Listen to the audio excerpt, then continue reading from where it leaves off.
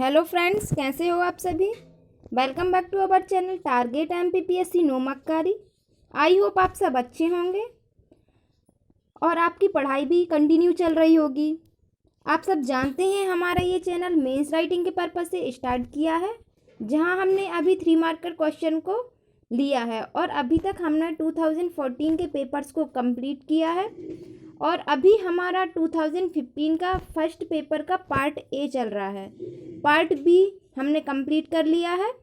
आज हम part A के 8 क्वेश्चन को करेंगे। तो अगर आपने हमारा चैनल सब्सक्राइब नहीं किया हो तो ज़रूर करिएगा। तो आज का सेशन हम स्टार्ट करते हैं। तो आज का फर्स्ट क्वेश्चन क्या है? आज का फर्स्ट क्वेश्चन है गोपाल कृष्ण गोखले। तो गोपाल कृष्ण गोखले भारतीय राष्ट्रीय कांग्रेस के वरिष्ठ नेता थे, महात्मा गांधी जी के राजनीतिक गुरु थे और सर्वेंट ऑफ इंडिया सोसाइटी की स्थापना की थी। तो इन्होंने इस सोसाइटी की स्थापना आम लोगों का हित व इसका उद्देश्य भारतीयों को शिक्षित किया जाए। उनके अनुसार जब भारतीय शिक्षित होंगे तो वे अपने देश व समाज के प्रति जिम्मेदार होंगे। वे भारतीय राष्ट्रीय आंदोलन के मार्गदर्शकों में से एक थे, समाज सुधारक भी थे।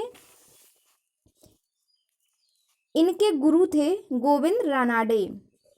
गोपाल कृष्ण गोखले ऐसी विभूति मानते हैं या माने जाते हैं जिसने जनजीवन का ऐसा मंत्र फूंका कि अंग्रेज हिल गए। इन्होंने आज़ादी की लड़ाई के साथ ही देश में व्याप्त छुआछूत और जातिवाद के खिलाफ आंदोलन चलाया। हिंदू मुस्लिम की एकता के लिए इन्होंने काम किया और भारत में शिक्षण प्रणाली को भी विकसित किया था। तो अब आते हैं अपने सेकंड क्वेश्चन पर। सेकंड क्वेश्चन है मुस्लिम लीग। तो मुस्लिम लीग 30 दिसंबर 1906 में अवस्थित एक राजनीतिक समूह था। यह राजनीतिक पार्टी थी जिसमें ब्रिटिश भारत के विभाजन से निर्मित एक अलग मुस्लिम राष्ट्र के आंदोलन चलाया। इन्होंने एक अलग आंदोलन चलाया मुस्लिम राष्ट्र के लिए। तो इस लीग का गठन मुस्लिमों के अधिकारों की रक्षा के लिए किया गया था। इसे ब्रिटिशों द्वारा काफ़ी सहयोग मिला। 1908 में लीग के अमृतसर अधिवेशन, जो कि सर सैयद अली की अध्यक्षता में हुआ था, इसमें मुस्लिमों के पृथक निर्वाचन मंडल की बात कही गई थी और इसके गठन का उद्देश्य क्या था? भारतीय मुस्लिमों के राजनीतिक व अन्य अधिकारों की रक्षा करना व उनकी ज़रूरतों व उम्मीदों को सरकार के समक्ष प्रस्तुत करना, मुस्लिमों में अन्य समुदाय के प्रति विरोध भाव को कम करना और भारतीय मुस्लिमों में ब्रिटिश सरकार के प्रति निष्ठा प्रोत्साहित करना, ये इसके उद्देश्य थे। अब आते हैं अपने नेक्स्ट क्वेश्चन पर, जो कि थर्ड क्वेश्चन है दांडी मार्च। तो दांडी मार्च 12 मार्च 1930 से 6 अप्रैल 1930, यानी 12 मार्च 1930 से 6 अप्रैल 1930 में सविनय कानून भंग कार्यक्रम था। अंग्रेजों की नमक कानून को तोड़ने के लिए ये दांडी मार्च था। गांधी जी व उनके सहयोगियों द्वारा इसको स्टार्ट किया गया था या शुरू किया गया था। तो 12 मार्च 1930 को गांधी जी के नेतृत्व में इस दांडी यात्रा की शुरुआत हुई थी। तो यात्रा महात्मा गांधी ने नमक पर टैक्स लगाने के अंग्रेजों के फैसले के खिलाफ अहमदाबाद में साबरमती आश्रम से नमक सत्याग्रह शुरू किया था। यह यात्रा 24 दिन तक चली थी। 24 दिन तक की लंबी यात्रा की गई। यहाँ हजारों लोगों ने नमक कानून तोड़ा था। अब आते हैं अपने नेक्स्ट क्वेश्चन पर। तो क्या है? Annie Besant. तो एनी बेसेंट, इनका जन्म 1 अक्टूबर 1877 की समथिंग हुआ था, कंफर्म नहीं है, तो लंदन में हुआ था। आयरन लेडी नाम से प्रसिद्ध थी ये। लेखिका, समाज सेविका, स्वतंत्रता सेनानी थी। 1907 में थियोसॉफिकल सोसाइटी की अध्यक्ष निर्वाचित की गई थी। तो इससे पहले इन्होंने लंदन में 1883 में समाजवादी विचारधारा के प्रति आकर्षित हुई तो उन्होंने सोशलिस्ट डिफेंस संगठन नाम की संस्था बनाई। 21 मई 1889 थियोसॉफिकल सोसाइटी से ये जुड़ी। इन्होंने 1893 में ये भारत आई थी। वहाँ आने के बाद 1907 में इन्होंने, जो अभी अपन ने देखा है, थियोसॉफिकल सोसाइटी की इन्होंने स्थापना की थी, उसी की अध्यक्ष निर्वाचित हुई थी ये। इन्होंने होम रूल लीग की स्थापना भी बाल गंगाधर तिलक के साथ मिलकर की थी। तो एनी बेसेंट पहली महिला थी जो भारतीय राष्ट्रीय कांग्रेस की अध्यक्ष भी रही हैं। यह समाज सेवक, विधवा विवाह एवं अंतरजातीय विवाह के समर्थन में थी और बहु विवाह पर ये मान्यता नहीं देती थी।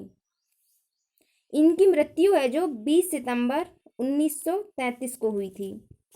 अब आते हैं अपने नेक्स्ट क्वेश्चन पर, तो वो क्या है, क्रिप्स मिशन। तो क्रिप्स मिशन 22 मार्च 1942 को क्रिप्स मिशन आया था अपने भारत। स्टेफोर्ड क्रिप्स की अध्यक्षता में एक प्रतिनिधि मंडल आया था। द्वितीय विश्व युद्ध में भारतीयों का सहयोग प्राप्त करने के लिए ये मिशन अपने भारत आया था। तो इसके अंतर्गत अंग्रेजों का सहयोग प्रदान किए जाने पर युद्ध पश्चात ऐसे भारतीय संघ का निर्माण किया जाना था जिसे पूर्ण राज्य का दर्जा प्राप्त होगा और उसे राष्ट्रकुल के अलग होने का अधिकार प्राप्त होगा तथा भारतीय संविधान सभा का गठन देशी रियासत व ब्रिटिश भारत से मिलकर संविधान निर्मात्री सभा का गठन होगा तथा यदि कोई देशी रियासत संविधान से सहमत नहीं हो तो वह अपनी पूर्व स्थिति में भी स्थापित कर सकती है तथा पूर्ण सत्ता हस्तांतरण संबंधी विवादों को दूर किया जाएगा तथा स्वतंत्रता पूर्व भारत की रक्षा का दायित्व ब्रिटिश शासन का होगा, जहां भारतीय सदस्य अपना सहयोग प्रदान करेंगे। इस प्रस्ताव को कांग्रेस और मुस्लिम लीग ने अस्वीकार कर दिया था और गांधी जी ने इसे कहा था उत्तर तिथीय चेक कहा था गांधी जी ने इस प्रस्ताव को। अब आते हैं अपने अगले क्वेश्चन पर, तो कौन सा है, पूना पैक्ट। तो पूना पैक्ट 26 सितंबर 1932 यरवदा जेल भीमराव अंबेडकर और गांधी जी के बीच हुआ था। दलित वर्ग के पृथक निर्वाचन को निरस्त किए जाने से संबंधित था। तो गांधी जी इस समय यरवदा जेल में थे। गांधी जी ने अपना पत्र रैमजे मैकडोनाल्ड को लिखा, उसमें कहा कि दलितों के पृथक निर्वाचन को निरस्त किया जाए, परंतु सकारात्मक प्रतिक्रिया प्राप्त नहीं हुई।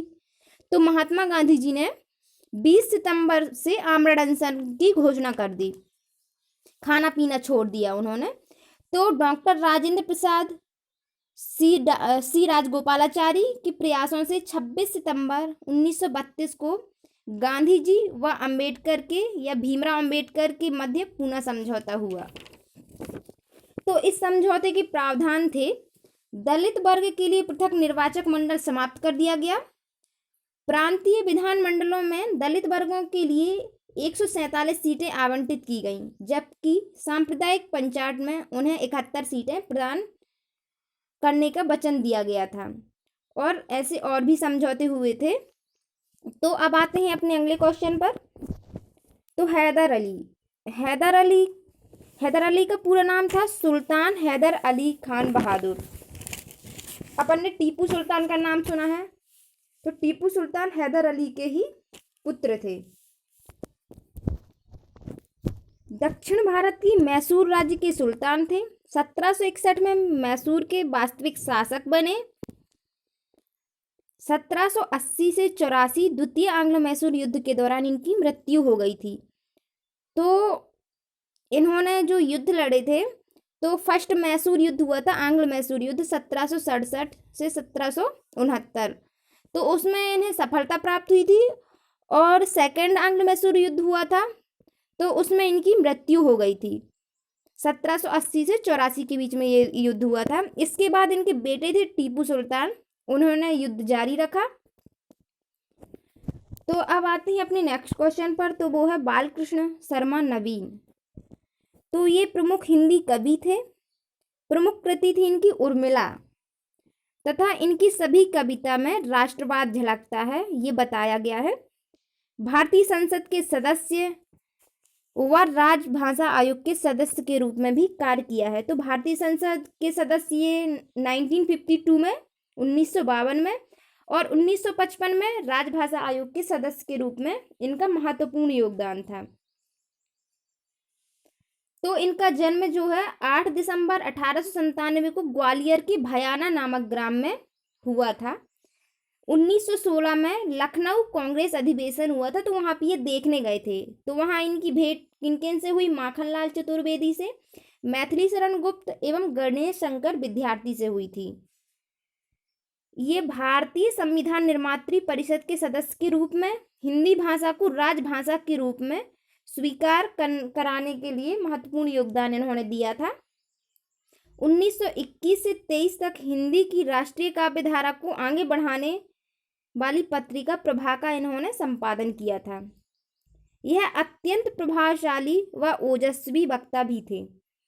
इन्होंने राजनीतिक कार्य तो किए ही है, उसी के समान ये पत्रकार भी थे। तो इन्होंने अपना ये संपूर्ण जीवन व्यतीत किया, पत्रकार थे, राजनीतिक कार्यकर्ता थे।